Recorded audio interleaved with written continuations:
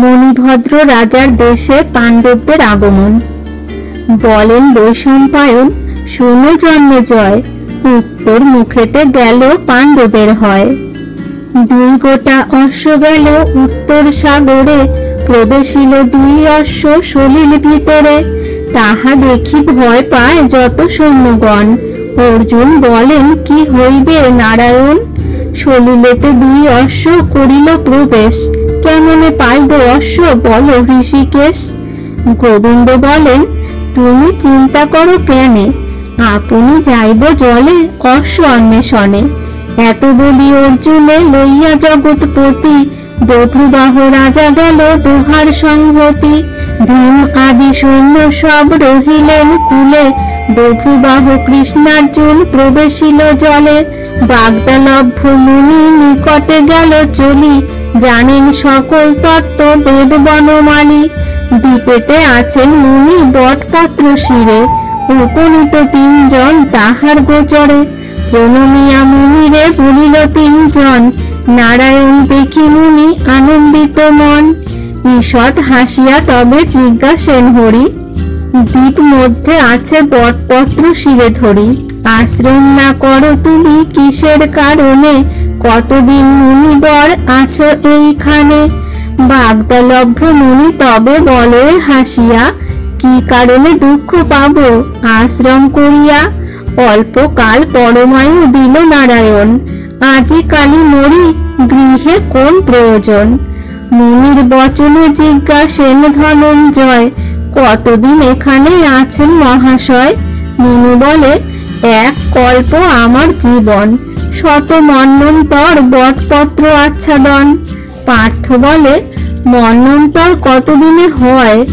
1 কল্প কারে বলে, কহ মহাশয়।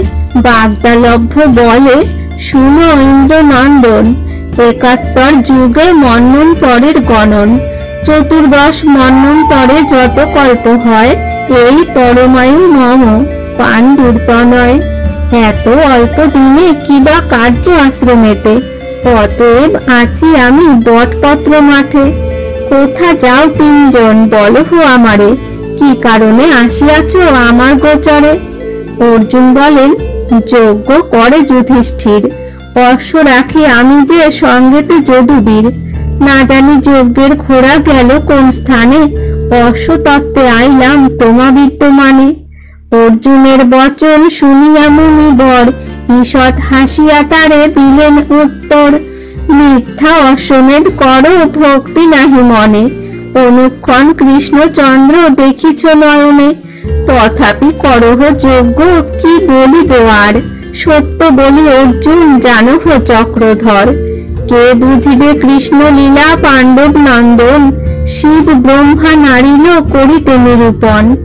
এত বলি মুনিবর জোড়হস্ত হইয়া, কৃষ্ণেরে করিল স্তুতি বিনয় করিয়া। তোমার মায়ায় স্থির নহে সুরগণ, কিসের গণনা করি পাণ্ডুর নন্দন।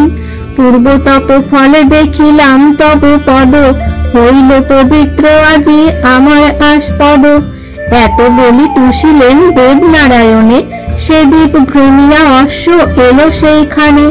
সলিল ত্যাজিয়া অশ্ব কুলেতে উঠিল, তাহা দেখি অর্জুনের আনন্দ হইল। মুনি প্রণমিয়া চলিলেন 3 জন, অশ্বের গমনে সুখী যত রাজগণ। বলেন বৈশম্পায়ন, শুনো জন্মেজয়, সিন্ধুপুরে গেল তবে পাণ্ডবের হয়। তার অধিকারী মণিভদ্র নরপতি, দুঃশলার পুত্র জয়দ্রথের সন্ততি। কুরুক্ষেত্রে পার্থ হস্তে জয়দ্রথ মইল, তার পুত্র মণিভদ্র রাজ্যে রাজা হইল। দূত মুখে শুনি পুরে আইল অর্জুন, সসৈন্য সাজিয়া এলো করিবারে রণ। পলাইয়া গেল তবে রাজ্য পরিহরি, অর্জুন দেখেন তবে অরাজকপুরী। পাণ্ডবের সৈন্য যত পশিলেক পুরে, তাহা দেখি প্রজাগণ কম্পিত অন্তরে। অর্জুন বলেন, এই কাহার নগর? প্রজাগণ বলে, শুনো সেসব উত্তর। জয়দ্রথ রাজা ছিল ইহা অধিকারী, কুরুক্ষেত্র যুদ্ধে মরি গেল স্বর্গপুরী। তাহার তনয় মণিভদ্র নরবর, শুনিয়া তোমার নাম পলায় সত্তর। পরিবার সহ রাজা যায় পলাইয়া, কহিনু তোমার ঠাঁই বিনয় করিয়া। হাসিলেন ধনঞ্জয় এ কথা শ্রবণে, সাত্যকীরে পাঠাইল আশ্বাস কারণে। সাত্যকী সন্ধান করিল গমন, দুঃশলারে কহিলেন মধুর বচন। প্রবোধ করিয়া তারে সাত্যকী আনিল, পুত্র সহ দুঃশলা অর্জুন কাছে গেল। অর্জুন বলেন, ভগ্নী কিসের কারণ, তুমি কেন ভয় পেয়ে করিলে গমন? পূর্ব বিবরণ তুমি মনেতে করিয়া, ভয়ে পলাইলে ধন রাজ্য ত্যাগিয়া। সে ভয় নাহিক আর কহিলাম আমি, হস্তিনা নগরে মম সঙ্গে চলো তুমি। তবে মণিভদ্র আসি বন্দিল চরণে, অনেক প্রণাম কইল লোটাইয়া ভূমে। আলিঙ্গনে তাহাকে তোষেন ধনঞ্জয়, নির্ভয় হইল জয়দ্রথের তনয়।